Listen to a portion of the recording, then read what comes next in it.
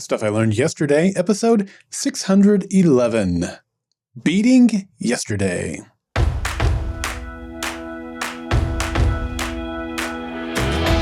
Welcome to Stuff I Learned Yesterday. My name is Daryl Darnell. My daily active streak for the mobile game Flow is currently at 2,161 days, and I believe that if you aren't learning, you aren't living. Carrie and I moved into a 3-bedroom house on 162nd Terrace in 2003. Our daughter, Addison, had been born a few months earlier, and we were excited to settle into our new home and raise our family. Carrie and I took the master bedroom, obviously, and we set up the nursery in the back bedroom.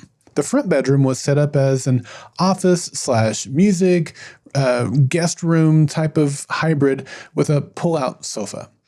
Early the following year, we found out baby number 2 was on the way, and we converted that third bedroom over to a nursery for our baby boy, Colby.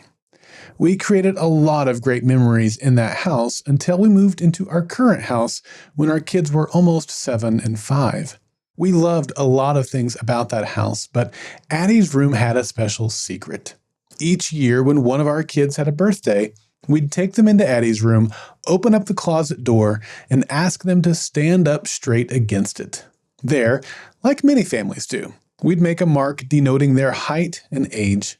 We all loved seeing how much they'd grown over the last year. Well, during my time at the bookstore, we had several tools that we used to measure growth.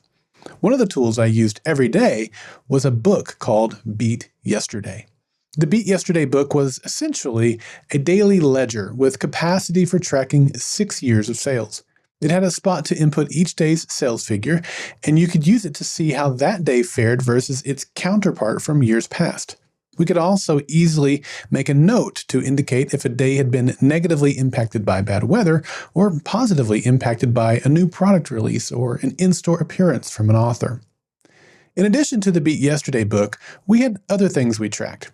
Each month, we'd receive an in-store audit from the district manager, and he'd check our inventory management, adherence to memos, and make sure our merchandising displays were current.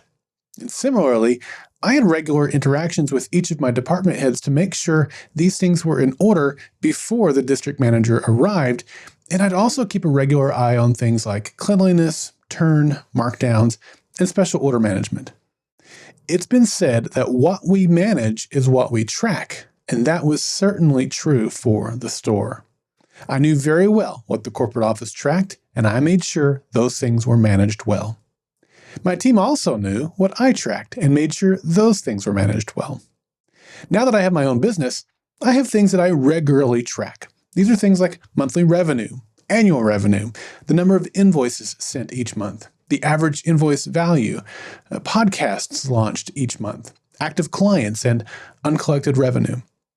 As this episode is being published, I'm in the process of launching a brand new back-end system for my team and for my clients that we've built from scratch. That tool gives me instant access to these numbers and other things like my lifetime client value and client retention rate. I use all of this data to track information across time and get a picture of how my business is performing. Here's what I've learned. I don't think it's possible to overstate the importance of tracking data over time. Of course, it's important to avoid wasting time tracking things that don't matter, so tracking those things that do matter is key. I think we've all been in a situation where either we as kids or when we were older with kids of our own ran into someone that we hadn't seen in a while. Maybe it was a family member at a reunion, or perhaps it was an old friend at the grocery store. Either way, that person looks at the kid and is surprised by how much they've grown. Even us as parents can have this experience with our own kids when we look at their first day of school picture versus their last day of school picture. We're so close to them every day that we've not noticed the small, incremental changes that have taken place over time. From a business point of view, this is true too. If we don't create some mechanism to plot data over the course of time, we might have a false or outdated impression of what has actually happened. I've been mostly focusing on growth in my examples, but that's not always happening. These data points also allow me to see when something negative is happening so that I can dig in and find out how to make corrective action. These tracking principles that are used in running a successful business are not just applicable in the business realm. From a personal point of view, we can apply these principles in several areas of life. Common examples are weight loss, working out, meal planning, and financial management. For example, if you want to see how your personal workouts are progressing, you have to track your current limits so that you can know when things are improving over time. If you're like me, when it comes to the personal side, things can get less disciplined. I've found that there are two great ways to combat this complacency, and they both have to do with accountability. First, reach out and find an accountability partner. That may be your spouse, a close friend, a gym instructor, or a financial advisor. Check in with this person on regular intervals. I know that when I have a meeting with my accountability partner on my calendar, it keeps me motivated to stay on task and be disciplined. The second is to share your goals and progress publicly. Now, this method is not for everyone, and it's somewhat controversial. In our social media age, it's easy to see people doing various sorts of things and sharing it with the world just to gain social clout. I don't condone that mindset and motivation at all. Instead, I'm suggesting sharing publicly what your goals are and checking in periodically to let your contacts know how it's going. In this way, you are held accountable and your friends are there cheering you on. I've found that when you do this with the right heart and motivation, sometimes something unexpected happens. You may recall from episode 581 that a few years ago, I set out to learn how to beat the original The Legend of Zelda game in under an hour. During that process, I upgraded my Intel-based MacBook for a MacBook Air with Apple's new M1 chip. Now, one evening, I decided to test the system by playing Zelda via an emulator and live streaming to Facebook.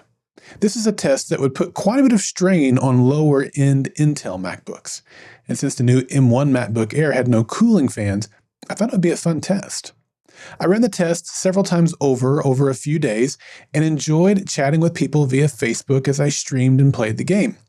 I shared with the audience about my test, and I also shared how I was working on the game to learn how to beat it in under an hour.